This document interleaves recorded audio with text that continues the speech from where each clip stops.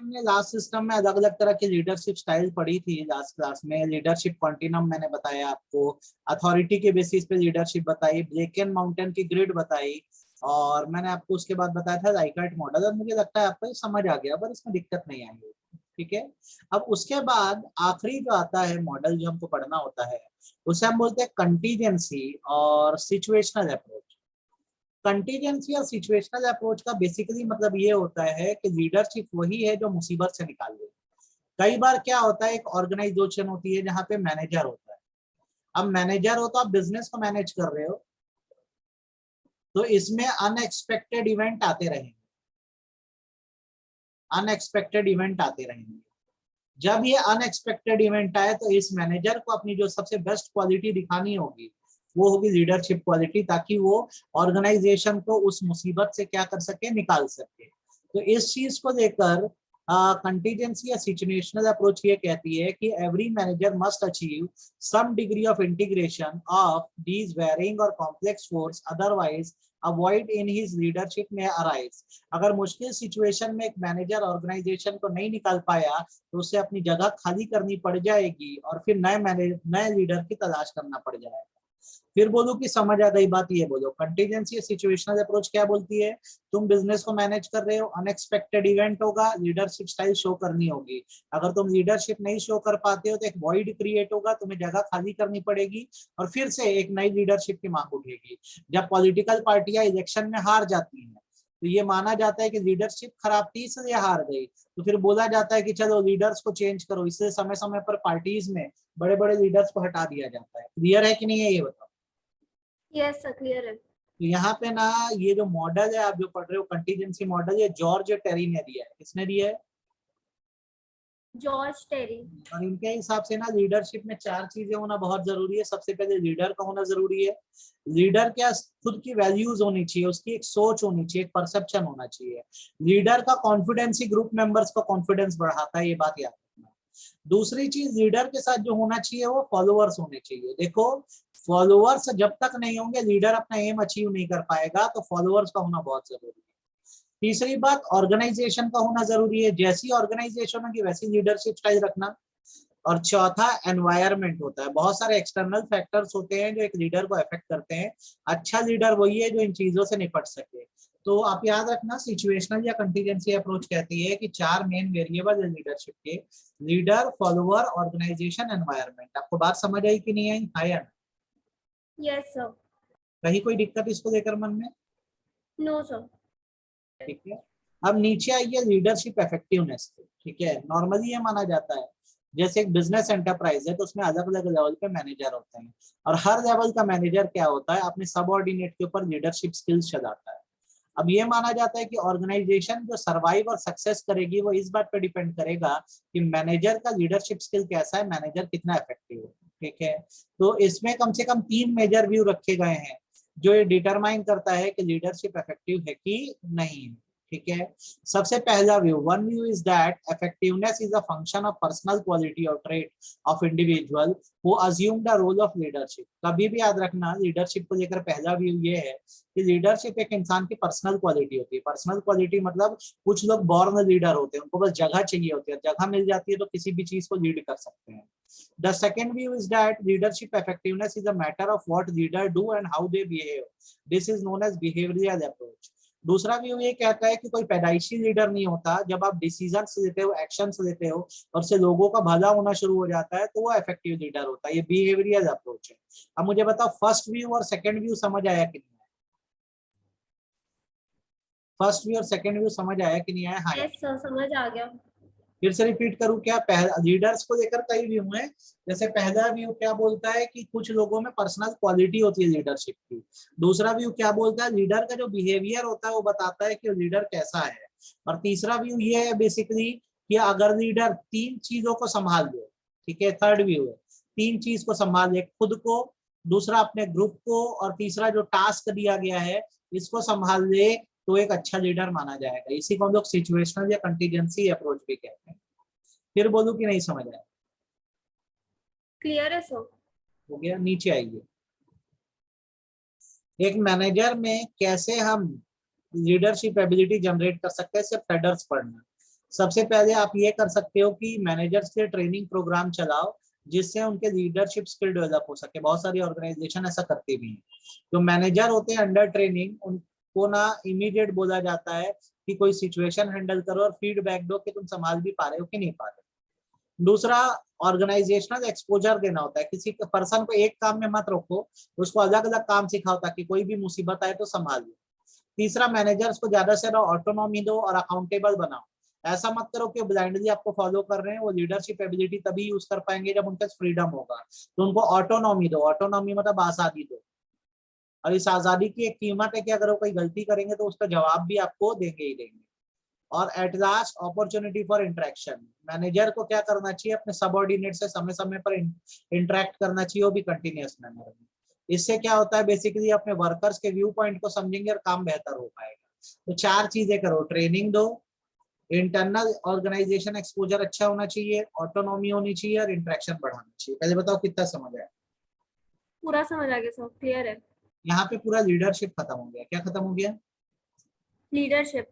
अब दूसरा जो कंसेप्ट आता है वो मोटिवेशन आता है। मोटिवेशन याद रखना एक साइकोलॉजिकल प्रोसेस है।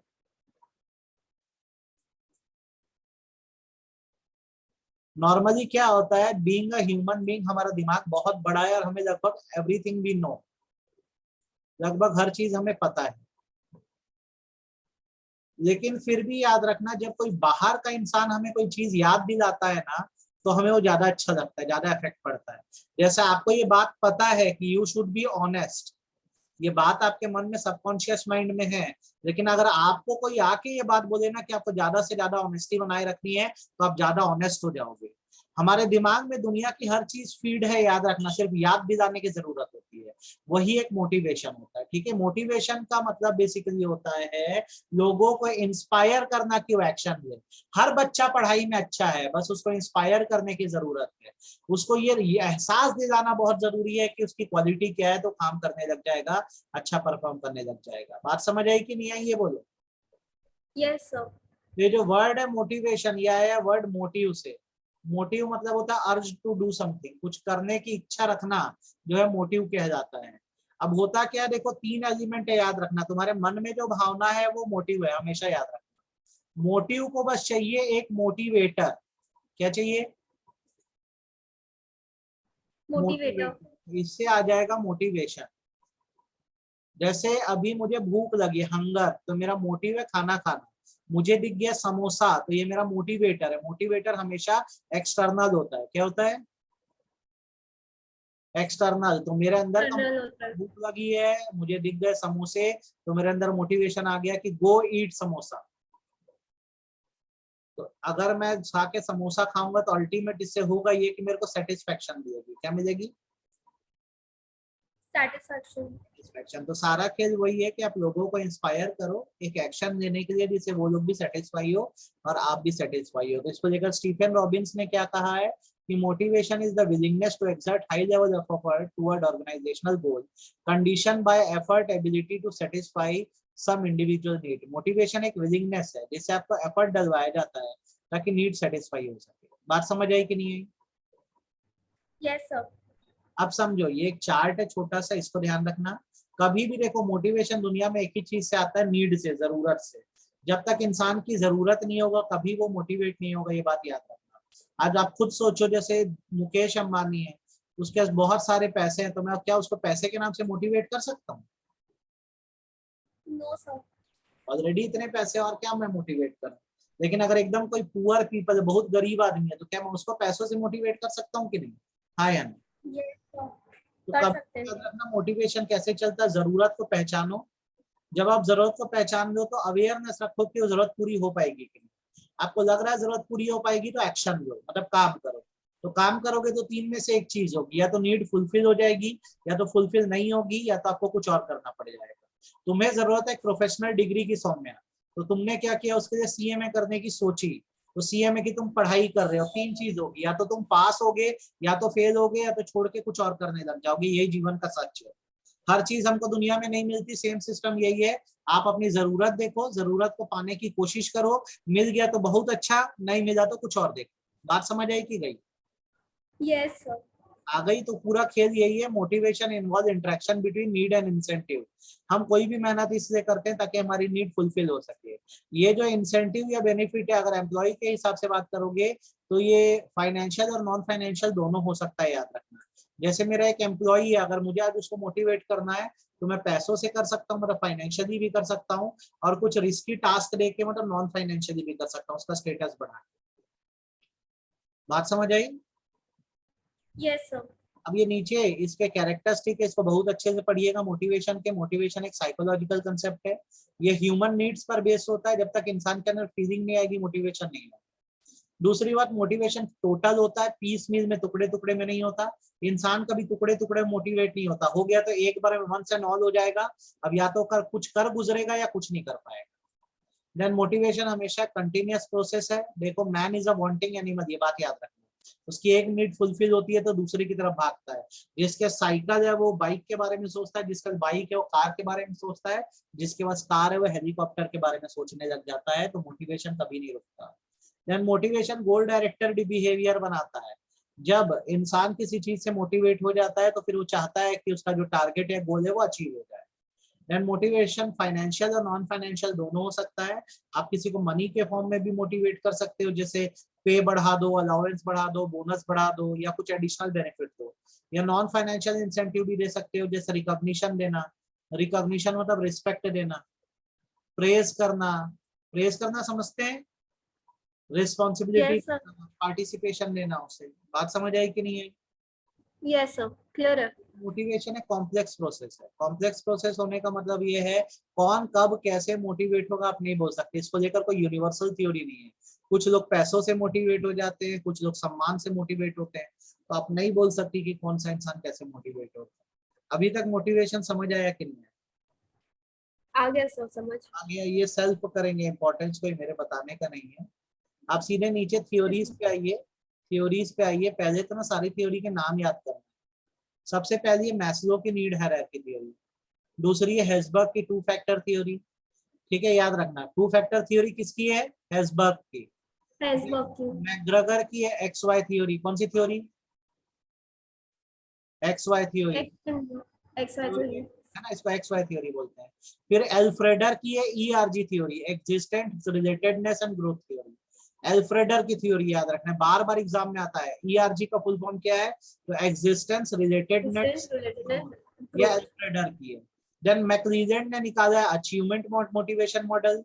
इक्विटी थ्योरी है स्टेसी एडम्स की, और ब्रूम की है एक्सपेक्टेंसी थ्योरी। इतनी थ्योरीज है। अब टोटल आपको जो एक्सप्लेनेशन दिया वो पहली तीन थ्योरी का दिया है, मैस्लो, हेल्सबर्ग और एक्स वाई, और बाकी सबको सिर्फ आपको क्या करना है, थोड़ा थोड़ा पढ़ना। बात समझ आई? Yes sir. तो जैसे सबसे पहले अपन उठाते हैं मैस्लो की थ्योरी। भाई, जो मैस्लो का नाम है, पूरा नाम है अब्राहम एच मैस्लो। ये एक अमेरिकन साइकोलॉजिस्ट थे और इन्होंने जनरल थ्योरी ऑफ मोटिवेशन निकाला। तो एग्जाम में अगर क्वेश्चन पूछ दे कि जनरल थ्योरी ऑफ मोटिवेशन किसने निकाला, आंसर होगा अब्राहम एच मैस्लो ने। इनकी थ्योरी को नीड हायरार्की थ्योरी बोलते हैं। नीड हायरार्की थ्योरी का मतलब देखो, हर इंसान जो मोटिवेट होता है वो अपनी जरूरतों से होता है, नीड से होता है। तो अब्राहम एच मैस्लो बोलते हैं कि सबकी नीड का अपना एक लेवल है। अमीर आदमी अलग तरीके से सेटिस्फाइड होता है, मोटिवेट होता है, गरीब आदमी अलग तरह से होता है। तो इन्होंने क्या है, हायरार्की लेवल बनाया। हायरार्की लेवल मतलब इन्होंने पिरामिड बनाया है, जो फ्रॉम द बेस से शुरू होता है, जैसे नंबर 1, नंबर 2, नंबर 3, नंबर 4 और नंबर 5। आप ये पिरामिड देख लोगे तो आधा काम हो जाएगा आपका। जैसे देखो, सबसे पहली नीड जो है वो है फिजियोलॉजिकल नीड। ये किसी भी इंसान की बेसिक जरूरत को बोलते हैं। ठीक है, इसमें आ जाता है फूड, रेस्ट, शेल्टर, रिक्रिएशन, रोटी, कपड़ा, मकान हो। ठीक है, इसे फिजियोलॉजिकल नीड बोलते हैं। तो जैसे एक बहुत लोअर लेवल पे एम्प्लॉई है जिसे खाने या पहनने को नहीं है, तो उसकी आपको अगर उसको मोटिवेट करना है तो उसकी फिजियोलॉजिकल नीड पूरी करो। इसके लिए आप उसको क्या कर सकते हो, हाई वेजेस दे सकते हो, थोड़ा पैसा बढ़ा दो उसका, ताकि वो अच्छा खाना पीना खा सके। अब जो इंसान फिजियोलॉजिकली ठीक हो जाता है, रोटी कपड़ा मकान मिल जाता है, उसको सेफ्टी नीड आती है। सेफ्टी नीड मतलब आज तो सारी चीजें आ रही है, कल को फिर गड़बड़ हो गई, वो फिर गरीब हो गया तो क्या। तो ऐसे इंसान को जॉब सिक्योरिटी दो, ताकि वो सिक्योर रहेगा तो आपके लिए बेहतर काम करेगा। तो आप इंसान को देखो ना, अगर एकदम ही भूखा नंगा, एकदम ही गरीब है तो फिजियोलॉजिकल नीड। अगर रोटी कपड़ा मकान है तो उसके मन में एक डर है, फियर है, तो उसके डर को दूर करो, ये सिक्योरिटी नीड या सेफ्टी नीड है। फिर जिसका डर भी दूर हो गया, रोटी कपड़ा मकान भी है, तो तीसरी नीड आती है सोशल नीड। सोशल नीड का मतलब होता है अब आपको दोस्त चाहिए, सेंस ऑफ बिलोंगिंगनेस चाहिए। तो इसलिए ऑफिसेस में ऐसा आजकल माहौल बनाया जाता है कि आपके कलीग्स होते हैं आपके साथ, जो आपको हर काम में सपोर्ट करते हैं। अब जब आपकी सोशल नीड भी पूरी हो जाती है ना, तो उसके बाद आती है एस्टीम नीड। यहाँ पे अब आपको चाहिए स्टेटस। देखो, जब तक पहली पूरी नहीं होगी दूसरी नहीं होगी, दूसरी नहीं होगी तो तीसरी नहीं होगी, और चौथी पे तो तब आएंगे जब आपको सोशल नीड पूरी हो जाए। तो स्टेटस चाहिए, तो स्टेटस के लिए आपको क्या रैंक दे दिया जाएगा, रिकॉग्निशन दे दिया जाएगा, और ये सब कुछ हो जाएगा तो आप सेल्फ एक्चुअलाइज हो जाओगे, मतलब आप अपने फुल पोटेंशियल पे हो। अब आपको कुछ और करना पड़ेगा, आपको जितना चाहिए था सब मिल गया है। अब आप बताओ, आपको पूरे समझ आ गए कि नहीं आ गए? Physiological, Yes, sir. सोशल, पूरा पढ़ना है paragraph. Man lives by bread alone, where there is no bread. जब कुछ नहीं रहेगा दुनिया में, खाने के लिए मारा मारी मच जाएगी, तो सबसे बड़ा मोटिवेशन खाना ही होगा, याद रखना। फिजियोलॉजिकल में क्या क्या जाता है? Food, drink, air, sleep. ये सेफ्टी, सोशल पढ़ोगे, एस्टीम पढ़ोगे, सेल्फ एक्चुअलाइजेशन पढ़ोगे। जितना टिक करके दे रहा हूँ देखो, वही बस पढ़ना है तुमको। समझ आ गई बात की नहीं? Yes, sir. Yes, sir. आगे बढ़ रहा हूँ, ध्यान से सुनना। ये एक हो गई थ्योरी खत्म। दूसरा आता है हेल्सबर्ग मॉडल। क्या आता है? Iceberg's model. देखो, 1950s के समय ना, हेल्सबर्ग की एक फर्म थी। वहां पर उन्होंने क्या किया, 200 इंजीनियर्स का, किसका, 200 200 इंजीनियर, इंजीनियर्स का इंटरव्यू कंडक्ट 200 इंजीनियर. किया, और उनसे पूछा गया कि जैसे वो वर्क प्लेस पर है, तो कौन सी ऐसी चीजें हैं जिससे वो हैप्पी होते हैं। क्या होते हैं? हैप्पी होते हैं, खुश Happy. होते हैं। और कौन सी ऐसी चीज है जिससे वो नाखुश है? तो फिर एम्प्लॉइज में देखा गया कि जिसका हैप्पीनेस लेवल ज्यादा था, जिसका हैप्पीनेस लेवल ज्यादा था वो खुश था, मोटिवेटेड था। और जो अनहैप्पीनेस के स्केल में ज्यादा था, तो उसको माना गया वो लेस मोटिवेटेड है। तो यहाँ पर एनालिसिस किया गया लोगों की फीलिंग्स का, कि किन कामों को लेकर वो अनहैप्पी हैं। तो अक्सर जो लोग अनहैप्पीनेस या डिससेटिस्फेक्शन दिखाए, वो दिखाए एनवायरनमेंट को लेकर जिसमें वो काम कर रहे हैं, मतलब माहौल ठीक नहीं है, वर्किंग कंडीशन अच्छी नहीं है। आज भी देख लो, भारत के जो सरकारी ऑफिसर्स रहते हैं, बड़े खतरनाक खराब फॉर्म में रहते हैं। और इनको हैप्पीनेस किस बात से थी? तो ये अपने जॉब से लोग बड़े खुश थे। नौकरी बड़ी अच्छी लगती है लोगों को, पर वहां का जो माहौल है वो अच्छा नहीं लगता। बात समझ आई कि नहीं है? Yes, sir. आ गई? तो ये समझ आ गया किस चीज से हैप्पी है, किस चीज से नहीं, ये बताओ। ठीक, आगे अकॉर्डिंग टू हेल्सबर्ग, मेंटेनेंस और hygiene factor are necessary to maintain reasonable level of satisfaction among employ. जैसे हमने ऊपर पढ़ा ना, ये डिससेटिस्फाई किस बात से? वर्किंग कंडीशन से। तो इनके लिए हाइजीन लेवल अच्छा कर दो। क्या अच्छा कर दो? हाइजीन लेवल अच्छा करोगे, Hygiene को. अच्छा करोगे ना, तो ये खुश रहेंगे काम में। ठीक है, इसमें क्या होता है, एज सच वो फुल सेटिस्फेक्शन तो नहीं पाएंगे, पर डिससेटिस्फाइड भी नहीं होंगे। होना चाहिए चीज है। जैसे इसमें क्या क्या आ जाता है? मेंटेनेंस फैक्टर आ जाता है। कंपनी अपनी पॉलिसी सुधार दे, सुपरविजन सिस्टम रखे, रिलेशनशिप्स बेहतर हो, किसके साथ? कलीग्स के साथ भी, सुपरवाइजर के साथ भी, सबऑर्डिनेट के साथ भी। अच्छी सैलरी मिले, जॉब सिक्योरिटी मिले, वर्किंग कंडीशन अच्छी हो, तो खुश होंगे कि नहीं होंगे, ये बताओ। हाँ या नहीं? क्लियर है? ये सब चीजें होनी चाहिए कि नहीं, ये बताओ। मेंटेनेंस फैक्टर, इसी को हाइजीन फैक्टर बोलते हैं। क्या बोलते हैं? Hygiene factor. ये होने से क्या, नहीं होने से चिढ़ेंगे, लेकिन वो तो बहुत अच्छा हो जाएगा। दूसरा फैक्टर इनको चाहिए मोटिवेटिंग फैक्टर, कि चलो वर्क कंडीशन तो अच्छी है, पर हमें अपॉर्चुनिटी भी तो दो, अचीवमेंट दो, रिकॉग्निशन दो, एडवांसमेंट दो, अपॉर्चुनिटी फॉर ग्रोथ दो, रिस्पॉन्सिबिलिटी दो। तो दूसरा फैक्टर जो है मोटिवेशनल फैक्टर है। ये इंट्रिंसिक पार्ट है जॉब का। अगर आप इसको बढ़ाओगे तो कोई भी एम्प्लॉय जो है वो मोटिवेट होगा और अपनी परफॉर्मेंस इंप्रूव करेगा। तो अब हेल्सबर्ग ने क्या किया, सबका इमोशन या फीलिंग्स देख ली, कौन सी चीजें से लोग खुश होते हैं, कौन सी नहीं। तो खुश करने के लिए पहले तो हाइजीन फैक्टर अच्छा कर दो, मतलब पूरा ओवरऑल माहौल सुधारो, और लोगों को आगे बढ़ाने के लिए मोटिवेटिंग फैक्टर को बेहतर करो। क्लियर हो गया? Yes, sir. नहीं समझ आया अभी भी? तो यहाँ पर हेल्सबर्ग के टू फैक्टर क्या क्या हो रहे हैं? एक हो रहा हाइजीन, और दूसरा क्या और हो रहा है? दूसरा motivating. हाइजीन फैक्टर वो है जो है तो ऐसा परेशानी नहीं है, लेकिन ना हो तो दिक्कत हो जाएगी, इसलिए लोगों को डिससेटिस्फायर बोला जाता है। रहने से फर्क नहीं, घर में एसी है तो अच्छी बात है, नहीं होगा गर्मी के टाइम में तो चिड़ मचने लग जाएगी, क्या गर्मी है, क्या गर्मी है। सही बात है, गलत बात? Yes, sir. तो ना ये याद रखना है, जो मेंटेनेंस फैक्टर या हाइजीन फैक्टर ये एक्सट्रिंसिक नेचर के होते हैं, किस नेचर के होते हैं? Extrinsic, extrinsic nature. और मोटिवेटिंग फैक्टर इंट्रिंसिक नेचर का। इंस्ट्रिक्शन। ध्यान रहेगा। Yes sir. एक फोन उठाने दो, 1 मिनट। ठीक है,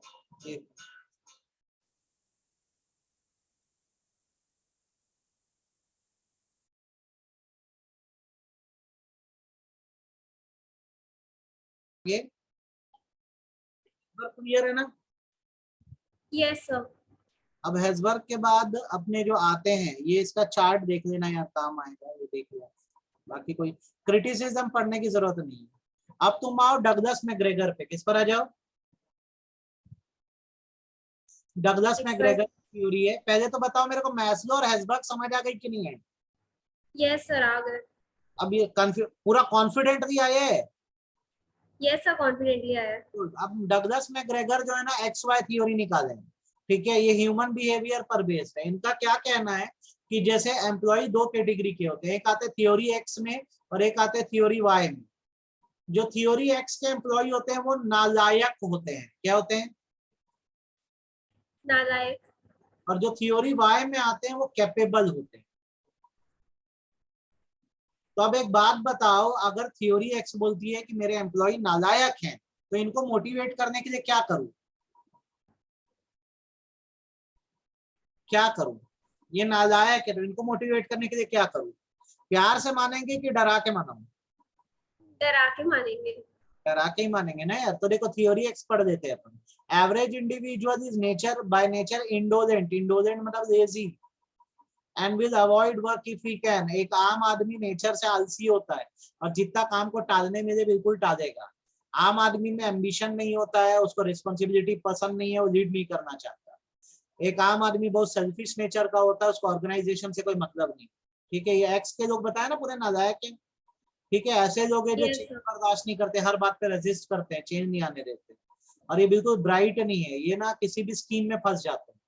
तो मैकग्रेगर का बोलना, तुम्हारे यहाँ ऐसे कैटेगरी के अगर लोग तुम लोग को दिखे, तो सबसे पहले तो आप ये याद रखो, आपको ना लगभग सभी चीजों को मैनेज करना है। Money, material, equipment, people. तो अगर लोगों को मैनेज करना है तो उसके लिए क्या करो? उनको आप मोटिवेट करो।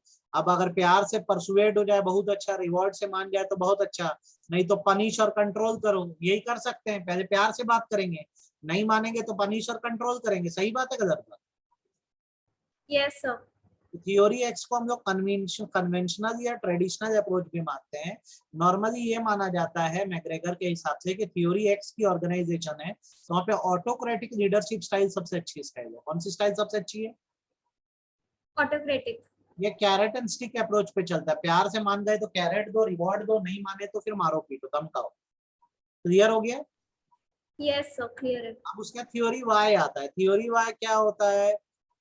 वो बेसिकली कहता है कि लोग बड़े अच्छे हैं यार, रिस्पॉन्सिबल लोग हैं, अपना काम करना पसंद करते हैं, ऐसे भी खुद ही मोटिवेटेड रहते हैं, ज्यादा इनके साथ लोड नहीं है, बहुत अच्छे लोग हैं। तो इनके लिए क्या करें अपन, तुम बताओ। इनको रिवॉर्ड दें, प्रेस करें। तो रिवॉर्ड दें, इनको पे करें, यही सब तो करना चाहिए कि नहीं करना चाहिए? हाँ या ना? Yes sir. अंडर तो यहाँ पे कैसा लीडर अच्छा है, ऑटोक्रेटिक की डेमोक्रेटिक? थ्योरी वाई के लिए कैसा अच्छा है, ऑटोक्रेटिक की डेमोक्रेटिक? डेमोक्रेटिक। डेमोक्रेटिक लीडर अच्छा है क्योंकि लोग हमारे बड़े अच्छे हैं। तो अब ये कंपैरिजन हाँ, कर सकते हैं एक्स और वाई के बीच में कि नहीं पढ़ सकते? पढ़ सकते हैं बिल्कुल। बिल्कुल पढ़ सकते हैं, नीचे वाला पैराग्राफ भी पढ़ना है। ठीक है, ये हो गया आपका क्या क्या खत्म। मैस्लो हेल्जबर्ग क्लियर हो गया। Yes sir. ये स्टार बनाओ, ये VVIM के कंपैरिजन को बहुत अच्छा पढ़ना, क्वेश्चन आएगा। Herzberg yes. Theory extension of Maslow need priority model. ठीक है, आपसे पूछेगा dash is the extension of Maslow theory, तो आपका आंसर होगा हेल्जबर्ग। The two models are basically compatible or complementary. There is close similarity between the survival need, ठीक है, and dissatisfier on one hand and between growth need and satisfier on the other. ठीक है, line टिक कर दो। ठीक, फिर repeat करूँ कि समझ आ गया? सर एक बार और रिपीट कर दो ना, लास्ट वाली लाइन। हिल्सबर्ग जो है ना एक्सटेंशन है मैस्लो का। अब इसमें जैसे हम मैस्लो में बोलते हैं लोग सरवाइव करने के लिए जूझ रहे हैं, जैसे फिजियोलॉजिकल नीड, सेफ्टी नीड, वही चीज हेल्सबर्ग में डिससेटिस्फायर कहलाती है। क्या कहलाती है? डिससेटिस्फायर। ठीक है, आप पढ़े ना किन चीजों से आप सेटिस्फाई नहीं हो, चिड़े हुए हो, वो चीजें तुम लोग को मिलनी चाहिए, है कि नहीं, ये सारा मेंटेनेंस फैक्टर, यही तो डिससेटिस्फायर है हमारा, नहीं यस सर? सर, समझ आ गया। ये सब ना हो तो परेशानी होगी, तो ये सब बेसिक सर्वाइवल के लिए जरूरी है, तो यदि बात मैस्लो से मैच करती है। वैसी सेकंड थिंग जैसे है कि एस्टीम नीड या सेल्फ एक्चुअलाइजेशन नीड जैसे हमारी है मैस्लो की, सेम यहाँ पे सेटिस्फायर्स हैं, सेटिस्फायर मतलब मोटिवेटिंग थ्योरीज क्या है, मोटिवेटिंग थ्योरी। ठीक है। वैसे मैस्लो मॉडल जो होता है वो ह्यूमन नीड्स पे डिपेंड करता है, और हेल्सबर्ग मॉडल जो रिवॉर्ड और गोल की बात करता है, किसकी बात करता है, रिवॉर्ड्स एंड गोल्स। गोल्स की बात करता है, ठीक है। ये अपन एकदम अच्छे से पढ़ सकते हैं। सिमिलैरिटी जैसे आपका जो फिजियोलॉजिकल नीड है, सेफ्टी सिक्योरिटी नीड है, सोशल नीड है, इसका कंपेयर किससे होता है, ये मेंटेनेंस फैक्टर से होता है, ठीक है। मेंटेनेंस फैक्टर मतलब क्या, hygiene hygiene factor. Factor, extrinsic है कि इंस्ट्रिंसिक है, ये intrinsic है। एक्सटेंसिव। सही बात है, गलत एक्सटेंसिव। बात है, क्लियर हो गया, यस सर। है ना। और ये सेल्फ एक्चुअलाइजेशन और एस्टीम यहाँ पर है, ये मोटिवेटिंग है। मोटिवेटिंग माने क्या, इंस्ट्रिंसिक। इंस्टेंसिव। फिर बोलूं कि समझ आ गया। समझ आ गया सर, एकदम क्लियर है। अब ये ना पूरे क्वेश्चंस आपको क्या करने हैं इसके, बनाने हैं। बना देंगे बेटा, ठीक है। ये क्वेश्चंस आप बना लो, अगली क्लास में हम लोग अगला चैप्टर शुरू करते हैं, ठीक है। ओके अगली सर। क्लास हमारी कल होगी, अपनी टाइमिंग बताऊंगा, ठीक। सर, कॉन्ट्रैक्ट कब चालू करें आप उन लोग का?